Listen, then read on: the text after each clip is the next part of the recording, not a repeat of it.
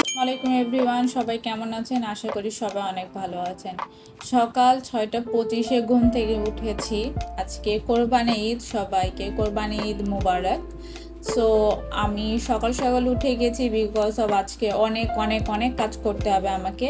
আমি সকালে উঠে প্রেফার করি যে আমার রুমটা যেন গুছানো হয়ে যাক, তো আমি ঝটপট আমার রুমটা গুছিয়ে ফেলছিলাম। কারণ আমার রুম হচ্ছে কয়েকদিন ধরে অনেক মেসড আপ হয়েছিল। সো আমার রুমটাকে যত তাড়াতাড়ি পারছিলাম ক্লিন করে ফেলছিলাম। দেন আমি আমার বেডটা রেডি করেছি, কারণ আমার মনে হয় বেড রেডি করলে সব কাজ আরও গুছানো হয়। সো আমার টেবিলটা আমি ক্লিন করে ফেলেছি। সব কিছু ক্লিন থাকলে কি হয়, কাজ করতে আরও সুবিধা হয়।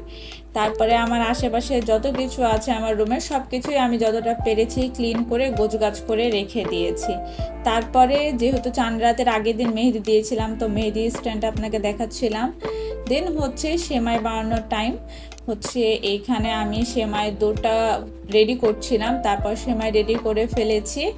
তো আপনারা এটা কিন্তু বলতে গেলে আমি ফার্স্ট টাইমই সেমাই বানালাম। আমি পদ্ধতি জানতাম কিন্তু বানানো হয়েছিল না। এটা হচ্ছে নুডলস। এটা নুডলস আমি অনেকবার বানিয়েছি, আপনাদের অনেকবারই দেখেছি। রান্নাবান্না শেষে 1 কাপ কফি নিয়ে বসলাম।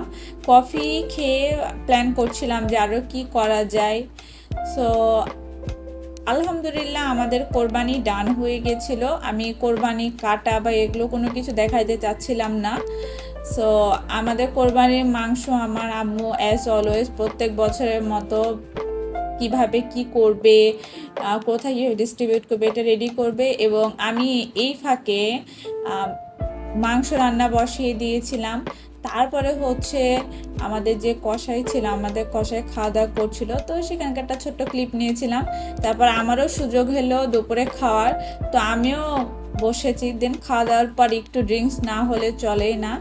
তারপরে এইটা হচ্ছে আমি আমার ঈদের একটা ড্রেস বলতে পারেন, ঈদের দিন সকালে পরবো বলে বানিয়েছিলাম। ড্রেসটা আমার অনেক পছন্দ। তারপরে আমার আম্মু সুন্দর করে, যেহেতু মাংস আমরা বাটাই করা বলে, এগুলো করছিল, আম্মু রেডি করে দিচ্ছিল আর আমি এদিকে রেডি হয়েছিলাম। আপনারা আমার চেহারা দেখলে বুঝতে পারবেন যে কি অবস্থা, যা অনেক গরম ছিল। দেন সব কাজ শেষে সন্ধ্যার পরে মনে হলো একটু ঘুরতে যাই কিছু ফ্রেন্ডের সাথে। তো আমার 2টা ফ্রেন্ডের সাথে আমি ঘুরতে গেছিলাম নদীর ধারে। তো নদীর ধারে পরিবেশটা অনেক ভালো ছিল, সুন্দর বাতাস ছিল। তারপরে কি করলাম, ওদের সাথে আড্ডা দিতে দিতে একটু চা খেলাম। চা খেয়ে বাসায় চলে আসলাম। সবাই ভালো থাকবেন, সুস্থ থাকবেন। আল্লাহ হাফেজ।